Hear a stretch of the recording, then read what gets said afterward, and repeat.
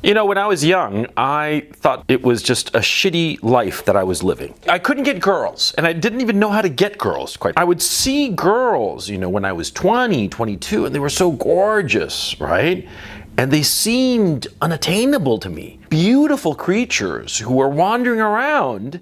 And of course, they were with other guys, older guys, guys with cars, guys with money, guys with what? I felt like I was just like, you know, dog shit by the side of the road. And I thought to myself, you know, my life is always going to be shit. I'm always going to be dog shit by the side of the road. When I was 20, I didn't know shit from Shinola. When I was 20 and I was at the very bottom. I mean, I'm 51 years old now. And like what I've seen and what I've realized now, Jesus Christ, man, if only I... The point of this video is that, see, when you as a guy, and 97% of my audience are guys, so I know that you're more likely than not a guy. If you are a young guy, you are at the very bottom of the barrel insofar as the sexual hierarchy is concerned. But when you get to be my age, then you're going to be at the top. This is a graph that I made. Tracks the sexual attractiveness of men and women by their ages. It starts from age 16. You can see women, they peak at 20, 21. Remember that video I did the other day of how most men want a 20, 21? That's the peak of women's sexual attractiveness. And it only begins to decay. Notice how from the age 16 to 20, it just zooms right up. At age 20, it's at 100%. She's as hot as she will ever be. And after that, it's a slow fade. Okay? That's the point. It's a slow fade all the way to, at 44, she's, you know, and after that, it's just a slow fade to nothingness. At 56, I mean, quite frankly, what guy wants to bang a 56-year-old woman? Please tell me, how many guys want to do that, huh? But with guys, it's the opposite. See, when you're young, when you're 16, when you're 20, you don't have any sexual attractiveness to women. You're at the bottom of the barrel. Why? Because what is the thing that makes a man attractive? His position and his place in the world, his success in the world. It's not money. Foolish guys confuse it with money. No, it's not money.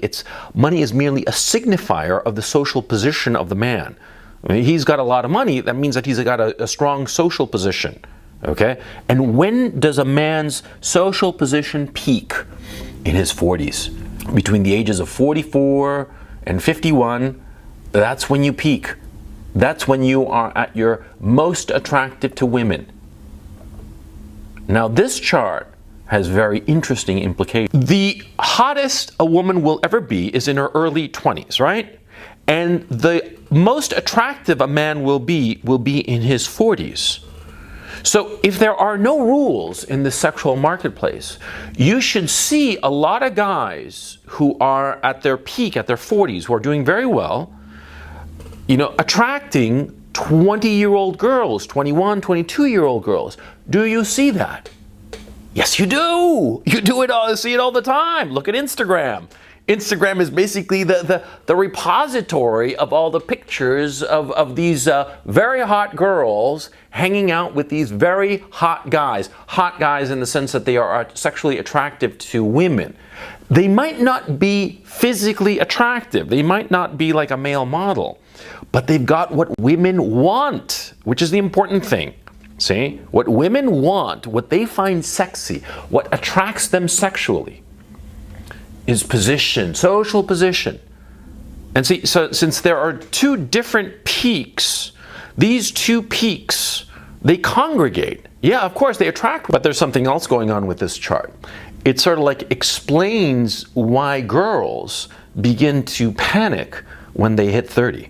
Yeah, girls hit their peak at 2021, right? But, you know, that's a slow decay of attractiveness, and it's so slow and so imperceptible. People do perceive it where the woman perceives it. And that's age 30. Yeah, that's the famous wall. But it's not really a wall. It's more like the woman starts to realize that she is no longer as hot as she used to be, right? And what happens to guys, though, when they're in their 30s? Do they have a tipping point? Oh yeah, I forget where it was. I think it was a restaurant of some sort. And there were like 2-3 women, like in their 20s, who turned to look at me. Like look at me like I was like a T-bone steak and they were hungry mutts. It's like thrilled and confused. And all of a sudden I realized that, yeah, things were going well for me in my life. Things were going well for me in my life insofar as my career was concerned. At the time I was doing some sport. It was all these little incremental steps going up the ladder. All these little incremental steps reaching to my peak. And all of a sudden it was clicking, right? And those girls at that restaurant, right? They looked at me, there were like 3 girls and they all turned to look at me and they checked me out and they were young. They were like in their 20s. I felt fantastic, but that was the moment it happened to me. It was the reverse wall. And it's happened to just about every guy I've ever talked to about this issue. Yeah. In my 20s, I was living in LA, working as a writer, and that was kind of like a shitty time, but you get to a certain point where, yeah, you're a loser in your teens and your 20s. And then in my 30s, I moved to New York and I started doing really well with girls. And I was pretty happy. And you're a semi-loser in your mid to late 20s. But in your 30s, as I eased into my late 30s and then into my 40s, the shit really came together for me. Oh yeah, I was back in Chile and Jesus Christ, the opportunities. And as you ease into your 40s, not just gorgeous, but women of real quality were just throwing themselves at me. And they turned to look at you. Now this only happens in a deregulated sexual marketplace. I've talked about the deregulated sexual marketplace in this video, right?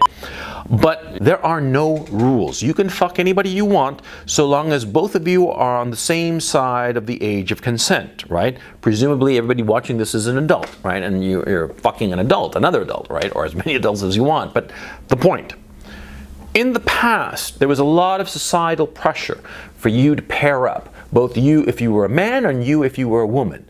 There was a lot of societal pressure to pair up and make a family. You know, settle down, but settle down early. I mean, everybody was pushing young people. And it's only recently where that pressure is gone. Parents are not forcing their kids or encouraging their kids or pressuring their kids to get married. On the contrary, in a lot of the Western democracies, they're encouraging them to fool around and keep on being a child as opposed to form a family. And so a lot of people do that. A lot of people just keep on fucking around, men and women, until, you know, they hit their 30s.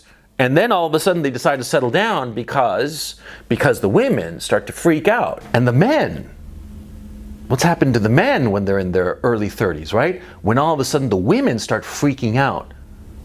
The women start to freak out and want a relationship. And what do the men do?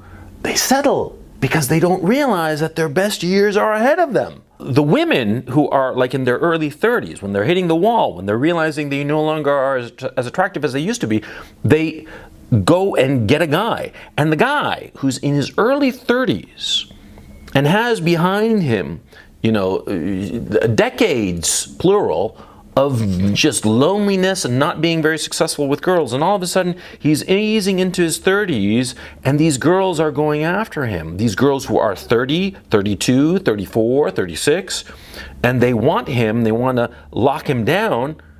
What does he do? He says, oh man, great, yeah, finally, I'm gonna marry some girl. Yay, yay, finally, I'm found a girl and I'll settle down and be happy. And they settle down with the first 30-something woman who locks them down. Oh man, and what a fucking mistake. Yeah, because the guy who's like 34, 35, right? Who's starting to ease into the peak of his sexual attractiveness, right? What happens? He's bumbling around, not realizing that the peak is ahead of him. And some girl who's coming off her peak, who's on that downward slide, latches on to him. That's what happens. Yeah, she's on her downward slide. She's had all the cock that you could possibly imagine. From ages of 21 to 32, she's been in every kind of just sexual escapade that you can imagine, right? And she's 32 and she realizes that she's losing it, and she sees you who are 32, 35, who are just inching towards your peak, but not realizing it, right? She latches on to you. She puts a ring on your finger. And you, like a fucking idiot, are like, oh, okay, I'll do it, you know? Because, of course, because of the drought you had in your past. Yeah, because like I said at the beginning of this video, you know, when I was in my teens and 20s and stuff like that, you know, the sex thing wasn't, and, you know, when I eased into my 30s and I started getting really good with women and getting women consistently and hot women, that's when I started to realize that, yeah, sure, you know, when I was young, I was just a bumbling fool, but now that I'm older, you know, I got a little bit more on the ball, you know, I'm sexually successful. And of course, it's only now, as I said, as a 51-year-old man, that I understand the arc, or let me rephrase that, the arcs, plural, too, of men's and women's sexual attractiveness. That's why I made that stupid chart. Yeah. Because you see how it is? You see how it goes? See, women peak early in their sexual attractiveness, and men, you, peak late. And so what do you do if you peak late? Well, you don't put yourself in a position where you can get locked down against your will. You see what I'm saying? Yeah, because do you really want to be married at 34, you know, after this huge sexual drought, just as sexual opportunities are coming your way? Do you want to get locked down by some girl who's fucked God knows how much cock? And you know, do you want to get locked down with such a slut? Do you want such a slut to be the mother of your children? Huh? Is that how it is? I mean, are you into cuckoldry or some shit like that? Come on. When you're young, in your 20s and teens, you're not going to get anything. Or whatever you're getting, good as you may think it may be, well, believe me, it's going to be about 10 times better when you're in your 40s. At least 10 times better, okay? I mean, because I know this shit, because I've seen it now. I can see it clearly. Retrospectively, it's so fucking obvious. Number one, nobody was around to tell me this. Nobody was around to tell me this is how it is, okay? And number two, I was still under the illusions, the romantic illusions that you can find love and you can find the one and you'll live happily ever after. These romantic illusions that in the reality of this deregulated sexual marketplace are just foolish, or just absurd and ridiculous, because it's not only that they're not true, they are destructive. They go against your best interests. Where are you in terms of age? And where are you in terms of your career, your business, whatever earns you a living, right? You got to figure out those two elements, and that's when you can see where you are in the scale of your sexual attractiveness, and therefore you're going to be able to plan. You're working your ass off and you're lonely. You're lonely and isolated because you're just focused all on your work. Now, of course, this isolation is going to lead you to feel depressed.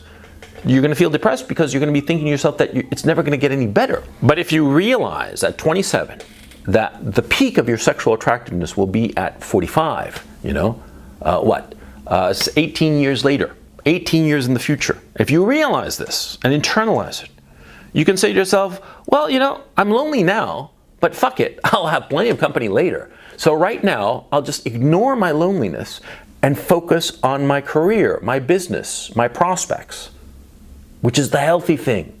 That's what you should be doing. Now, of course, it's annoying and upsetting to be 27 and have a very good relationship with your right hand and nothing else. Yeah, of course you want to have a woman around, right? But what's important is that if you understand that in the future, all these sexual opportunities will come your way just as a function of your age, then you're not going to be so desperate. And more to the point, you're not going to make bad decisions. Because a lot of guys, out of loneliness, out of this misery, crushing misery, wind up hooking up with the wrong fucking women. Yeah, because what's your best interest? What do you want out of life? Huh? Well, it's very simple. If you're a man, you want to be successful in your career, establish yourself in your business, your career, your social milieu. You want to have some healthy children, 3, 4, the more the merrier. And you want to have those children with a woman who is young enough, energetic enough, and good looking enough to be worthwhile. Now, why do you want them good looking? Yeah, because you want healthy, good looking kids. You don't want ugly little brats now, do you? Well, of course not, right? And you want a young woman because you can have, number one, lots of kids with her because she's young, she's got the time to have them. And number two, she will be energetic enough to take care of those kids. You know, a woman in her 30s does not have the energy of a woman in her 20s. I've seen it firsthand, okay? So I know whereof I speak. But you see what I'm saying? This is the shape of the life that you want. So why are you going to lock yourself down with some slut who's fast approaching the wall, who tries to lock you down at 30, 32, 35, when the best years of your life are ahead of you?